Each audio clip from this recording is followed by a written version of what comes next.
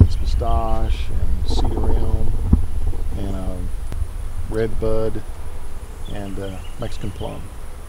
There were a lot of people when we got the press release. We wrote it up and put it online, Yeah. and right away there were a lot of people sharing and tagging each other. Oh yeah, To see if they could qualify to come and get them and get an application. It's So. a pretty popular program. I mean, we've had a lot of positive response for it. It's a good thing for us, and it gets trees out in the community, which is something we're all Yeah, a chance about. to recycle them a little bit, and people who don't have them or don't have a chance to grow them to where they start out healthy and then take them and plant them. So that's pretty good. Has this always been right next to the plant out here? Yeah, it has been ever since we started it. We put it out here next to the plant because we use the effluent water from the plant to water the trees, and so it's a perfect location. So we're able to just run an irrigation system over here using that effluent water and keep the trees nice and green and healthy, and they like it. How long? When did you first set up over here? We did this 13 years ago. We had a grant from the Texas Forest Service, and we started with like 250 trees or so, and with the full intent of just growing trees for just putting into parks. And we thought, this thing is going pretty well. Why don't we expand it a little bit and try to give some trees away to folks here in town? And that worked out quite well, to the point where we kept increasing the number of trees that we have. Now we carry around 12 to 1,300 trees at any one time. Wow. And we try to we get these things when they're real small, like pencil whips. They're like, maybe this tall, big around as your finger, from nursery suppliers, and put them in a pot, and we grow them for 3 years. And at the end of that third year is when we give them away or put them in the parks or donate them to the schools or something like that. So what do you have to do during the 3 years where they're sitting here starting out? Just kind of get them in the sun? Just kind of get them in the sun, make sure they stay healthy, make sure the irrigation stays working, because if the irrigation goes down out here, since they're above ground, boy, they burn up pretty quick. So we just keep them healthy, keep them pruned, and keep the deer out of it.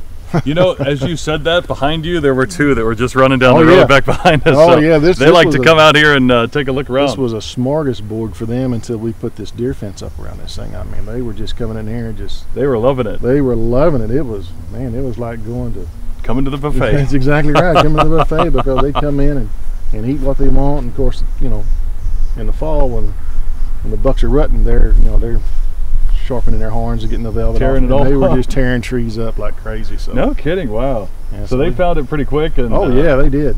Put the fence up to keep them out. That's something. They just came running out of the trees over there and down the road. Oh yeah, there's a pretty good group of them run up and down this creek bed over here. So. Got the cedar elms here that are part of the Tree for Me program that Val and I are taking a look at. You can see they're growing up strong and healthy right from the get-go, and they'll be in great shape to get planted in lawns or parks or wherever they're needed. But Val, the irrigation system is running right through here. So about how much do they release for each of the trees each day, or is it something that happens a couple times a week? Well, it happens every day. We water these trees every day, and we usually put between 10 and 15 gallons of water on a day. Give them a good drink. Since they're sitting above ground, they don't have any reserve capacity in the ground. Yeah, they can't draw from. So we've got to keep them constantly moisture. And you can tell even with that much going in there every day. Oh yeah. You come out here in the morning and the top of the soil's already pretty much dried up, and you can tell it's nice, dark, rich soil down there. Oh yeah, it's good growing medium. So we've got this thing on a timer, and every evening it waters. That's another reason those deer want to come over here. Oh yeah, they can eat and drink at the same time. Eat and drink, run through the sprinklers. That's right. Like a theme park in here. And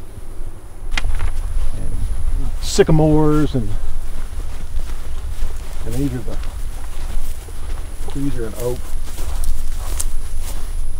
And we got live oaks and red oaks and chinkapins and Monterey's and possum haw hollies, and we got everything that runs from whenever the trees mature, it's going to be a small statue tree like a plum, to big ones like live oaks and red oaks and cedar elms.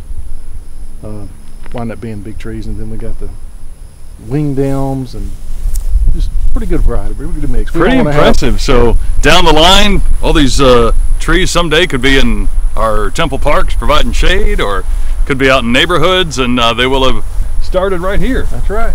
That's right. It's it's a fairly easy process. We can get these trees in here when they're young and small and get them really cheap. And then, you know, the water is basically here for us to use. And yeah, it's just yeah, waiting to be used. Very minimal cost for water. Our biggest cost is getting the pots and the growing medium for the pots. How much of the ones of those pines are in those great big pots? Oh, now those are special cases. Those were built or bought. The pots themselves are probably $400 a piece. Yeah, they look really big. I can imagine. Pretty expensive, and those are Arizona cypress trees are in those pots. And I don't know if you remember, if you were here when they closed down First Street to go across. They stopped First Street from going across the railroad track downtown. Okay.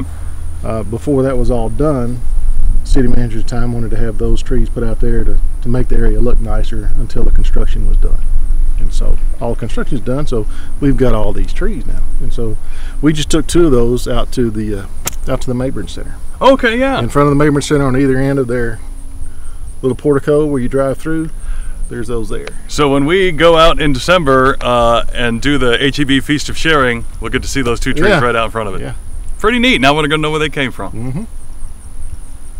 And so they've kind of moved around the city. We had them downtown there for a while, and we took them out to Salmons Park at the community center out there, and kind of did a line of demarcation between the parking lot and the golf hole over there. Separated a little bit. And now we don't need them out there anymore because they put a net up between. They expanded the parking lot and put a net up, and so we don't need them out there anymore. So we're just holding on to them. That net can catch those. Yeah, they can catch hook shots. They sure can. Off the tee instead of the pine. So we got a pretty good crop of trees out here. Do you have a regular staff that comes out here and checks on I've got irrigation 2 guys and everything? that make up my arboriculture crew, my forestry crew, and I've tasked them with keeping this place in good shape. Oh, they're doing and great so they're job. out here 2 or 3 days a week tending on things and make sure all the water's still working and make sure we don't have holes in the fences where the deer can get in, that type of stuff. So, and really it's, you know, make sure the irrigation system is working and go out and check on it, make sure we don't have any diseases or anything cropping up. If they do, we can take care of it. They come out and do some pruning and trimming and things like that. So they're out here. Yeah, imagine having them check on it regularly. If something like that were to happen, could probably take over a lot of the trees pretty quick if it weren't. It sure can. But this is a pretty good tract of land. It goes all the way back here to the wastewater treatment plant. And you can see we've got trees of all ages and all sizes in here, so it's pretty good.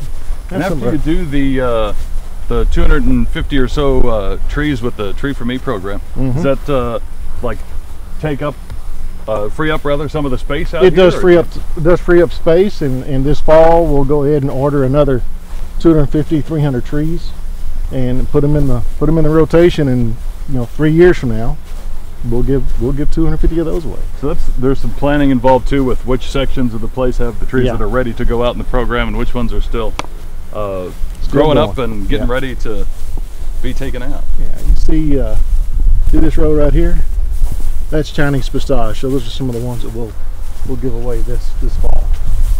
I mean, those are pretty nice trees, man. You go someplace and buy a tree like this, it's $65–$75. I mean, those are nice trees. Or depending on which nursery or stuff like that you go to, you end up paying a lot more than filling out your application with your temple address and qualifying to take one of these. Our guys will get out here and get the weeds out of the pots. These are the red buds. Both rows over here, so it'll be nice. People are always happy. I mean, people come. Most of the giveaways I've seen have been, little bitty trees. Come just sleeve or something up, just like that. We want to make sure they survive. Yeah, you gotta get them started, get them healthy, and to transplant it and put it in the ground somewhere, they've got to be strong enough to get through that transition. So. And that's the reason why we started the tree farm, because we've gone that route too, where we've taken these little trees and put them in parks. They don't survive. They don't last. They don't last. They either get pulled up, or they'll get mowed over, or weed eated, or something happens to them. You put something in this big, it's gonna stick around. They'll notice that. Yep. Won't take that out with the weed whacker. Nope. Yeah, those are good trees. Those Chinese pistache, they're really nice trees. Val, would you be able to remind folks what the site is to get an application for the Tree They for Me can go to program? templetrees.org, or they can get to it straight that way, or they can go to the City of Temple's website and the Parks and Rec page, and we have a Temple Trees section in our Parks and Rec page, and so they can get it right there, fill out the application. They can either scan it and email it to me, or they can fax it into the main office, or they can mail it in, or they can just hand walk it in. Come on down with it. Come on down. And there's a September deadline in there somewhere. Yeah, the last day of September. Okay. Is when we cut off the applications, and then we'll go through the applications the first week or so in October, and see who we get trees to. Fill out an application and have the means to come and pick up the tree, and you'll be all set. It's a painless process. I mean, they just pull in just like we came in. Go up here and turn around. We'll check them in when they come in and make sure who they say they are. Sure. And make sure what tree they want. And they go up here and turn around. They come back over here. Our guys will come and load the tree up for them, and they're gone. There it is. Yep, it's pretty easy. Very cool.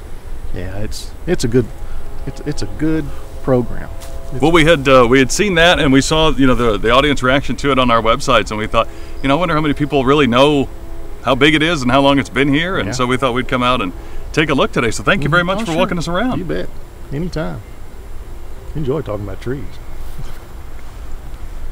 Somebody better have a big truck they come and get these. It's not going to fit in the hatchback. Yep, and they better not have to go under too many low bridges to get it home. Have to stand it up and lean that thing back somehow. And my guys enjoy this program that we do. I always have more volunteers from my crew than I need. Oh yeah, So that's great. It's a win-win for everybody. Everybody comes out, they're happy to get a tree. Our guys are happy to help folks out. So.